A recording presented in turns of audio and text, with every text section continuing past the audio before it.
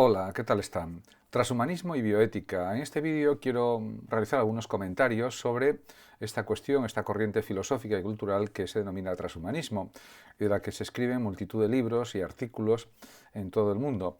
Es una cuestión claramente filosófica relacionada con la condición humana, con la posibilidad de rediseñar la forma de vida de las personas, pero también tiene aspectos muy positivos, por ejemplo, la lucha contra el envejecimiento, la eliminación de enfermedades genéticas o no genéticas, la lucha contra, por ejemplo, los distintos tipos de cáncer existentes, pero también plantea interrogantes en cuanto, por ejemplo, a la ingeniería genética, cómo se puede desarrollar no solamente en el presente, sino también en el futuro, la cuestión de la inteligencia artificial aplicada a la realidad humana. Y, por supuesto, surgen muchos interrogantes al respecto. Por supuesto, por ejemplo, elaborar quimeras, como han hecho en China, con mezcla de genes de unos animales con otros, eso realmente no puede realizarse desde un punto de vista ético. También los bebés de diseño, habría mucho que decir al respecto. Y, por supuesto, los cambios genéticos producidos en las personas, si son excesivos cambios genéticos, si se prolongan en el tiempo, pueden hacer que desaparezca la especie humana tal como la conocemos o que surjan otras especies nuevas diferentes a la humana. Sería especie pues, poshumana o transhumana, podríamos decir, o especies poshumanas o transhumanas también.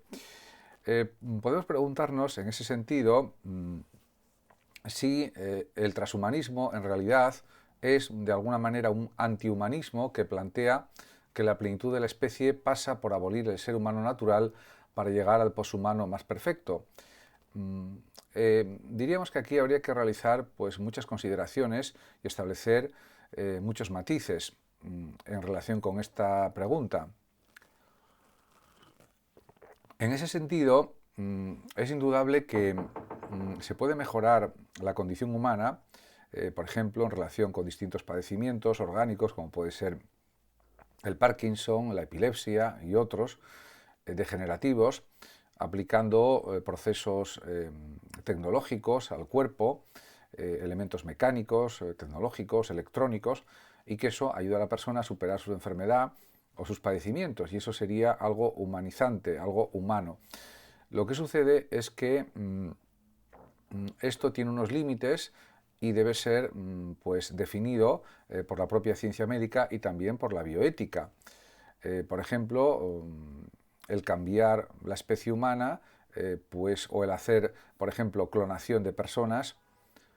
Esto último está prohibido por las leyes internacionales y por las leyes de numerosos países. No se puede clonar a las personas humanas porque eso es, diríamos que, destrozar lo que es la naturaleza humana, la esencia humana de cada individuo, y eso plantea muchos problemas, no solamente a nivel ético, filosófico, psicológico, sino también a nivel de la realidad humana en la que vivimos, porque habría muchos más problemas de tipo social, por ejemplo, si hubiera seres humanos clonados. Y el tema de la identidad personal y de la dignidad humana quedaría superado y rebasado con la clonación de una manera inadecuada totalmente. Por tanto, es entendible que esto esté prohibido en todas las legislaciones, en principio, en el mundo. Pero también podemos preguntarnos cómo influye el transhumanismo en la libertad humana. Por supuesto, hay un deseo por parte de los filósofos transhumanistas y de los científicos que están de acuerdo con estos planteamientos en reforzar, aumentar, intensificar las posibilidades humanas, en definitiva la libertad humana, la capacidad de elegir nuevas actividades, nuevas formas de vivir la vida, nuevas formas creativas en todos los sentidos, en todos los órdenes, y esto, bueno, es compatible también con la ética. En cualquier caso, ya por ejemplo en el ámbito de la medicina ya se están empezando a utilizar a nivel experimental nanorobots, nanotecnología, y esto se está incrementando ahora en el presente y se incrementará mucho más en los próximos años, en los próximos decenios, y eso puede servir para curar determinados padecimientos también. Por otra parte, también hay que destacar el valor de la superinteligencia artificial.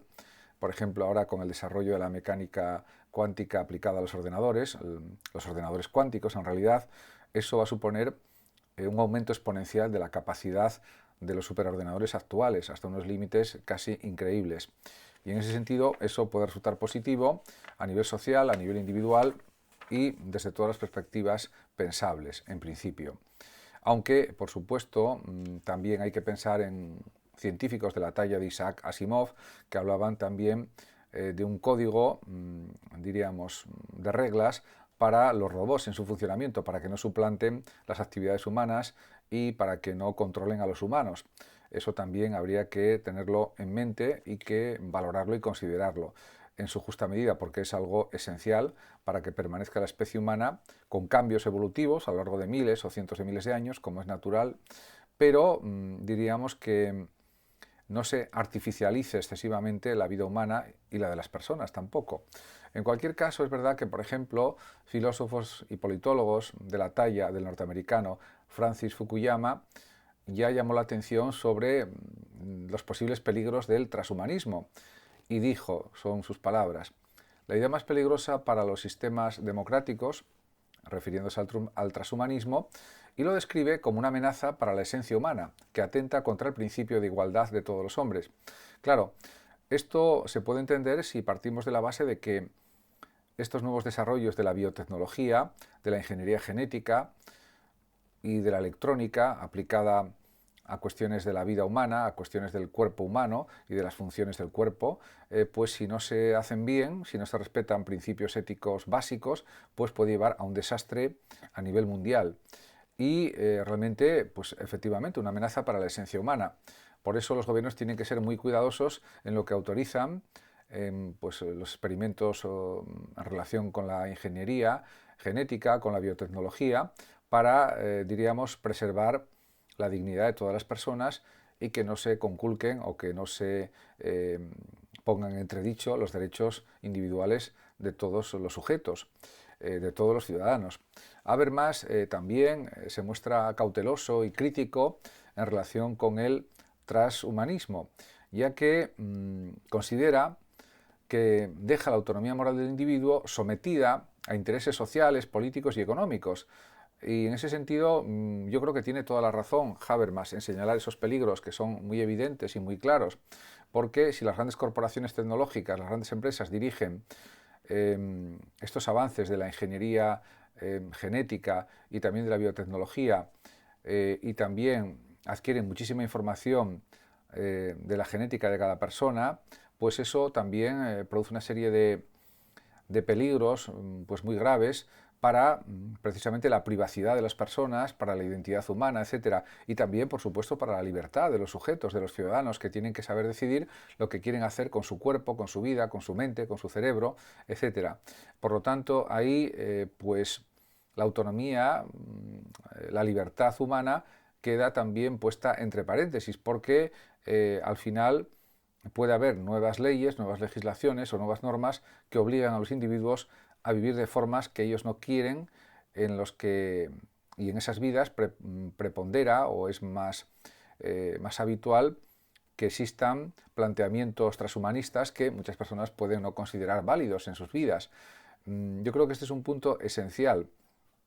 Los intereses sociales, políticos y económicos no pueden, diríamos, aplastar los deseos de cada persona, sino que tienen que respetarlos.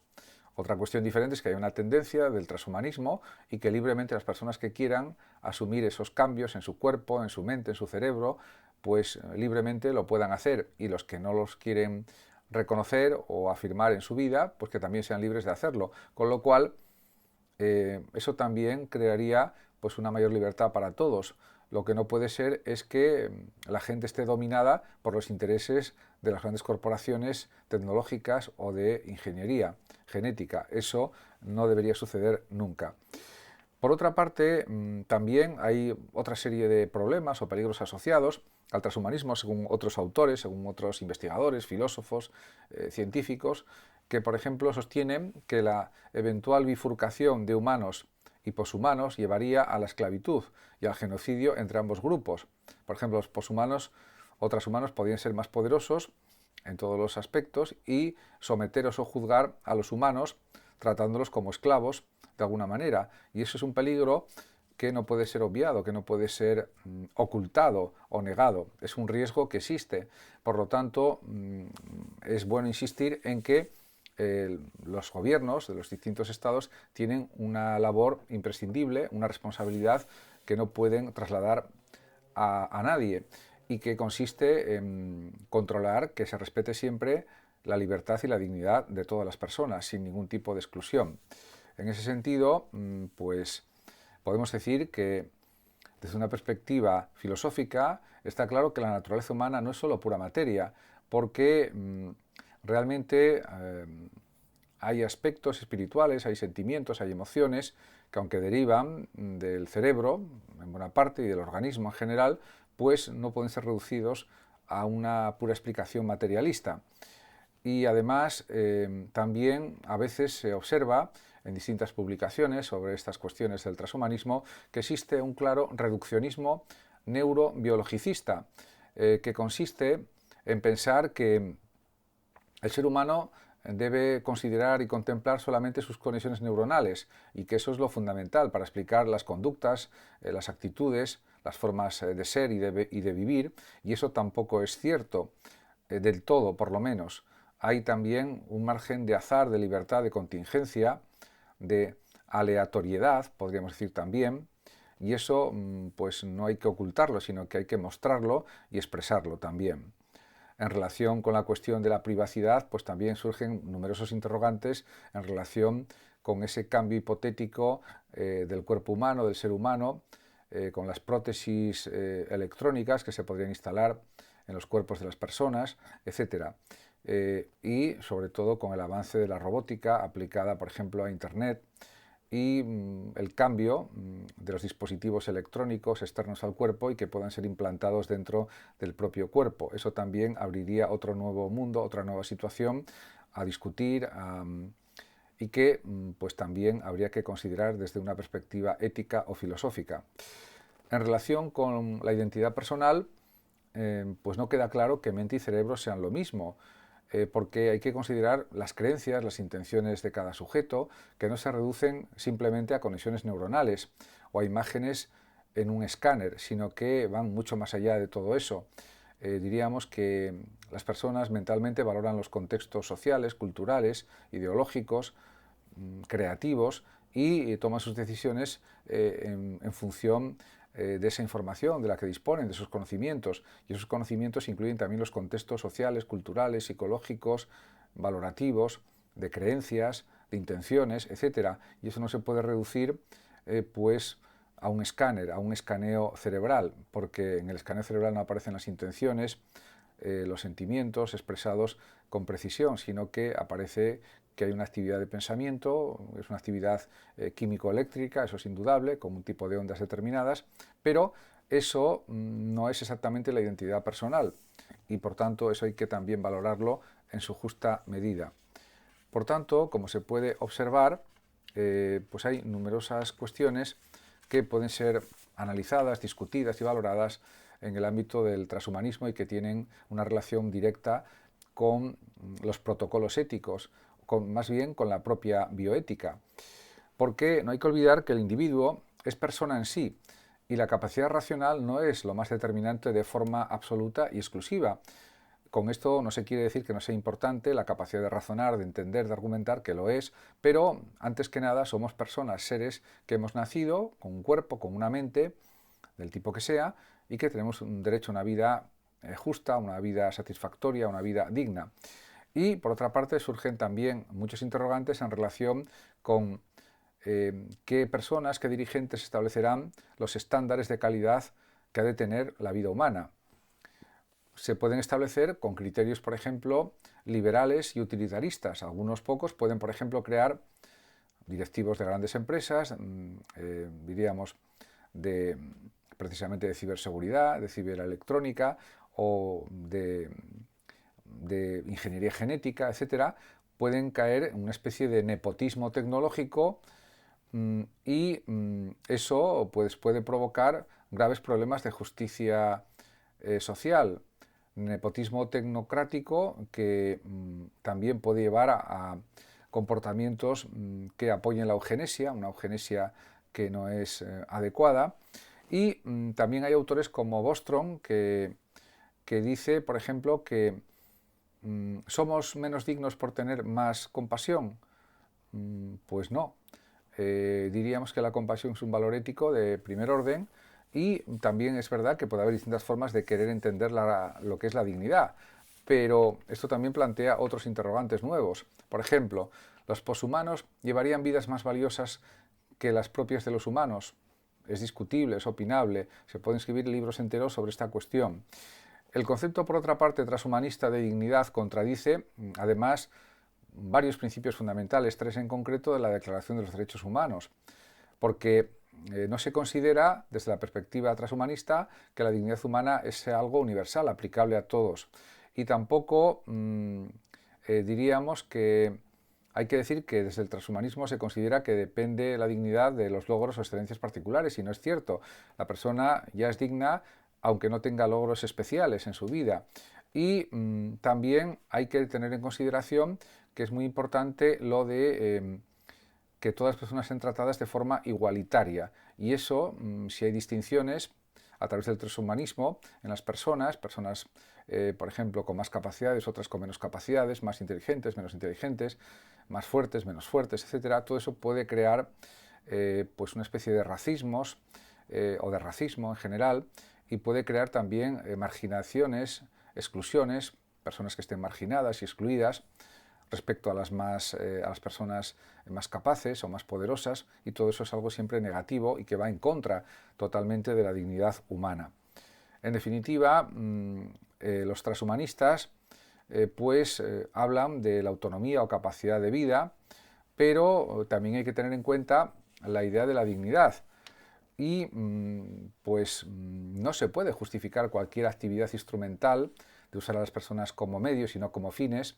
Como decía, por ejemplo, Kant, eso no es válido, diríamos, a nivel humano, y eso también hay que ponerlo sobre la mesa. Muchas gracias a todos por su atención, saludos como siempre a los oyentes de Radio Sofando de México, y hasta mi próximo vídeo.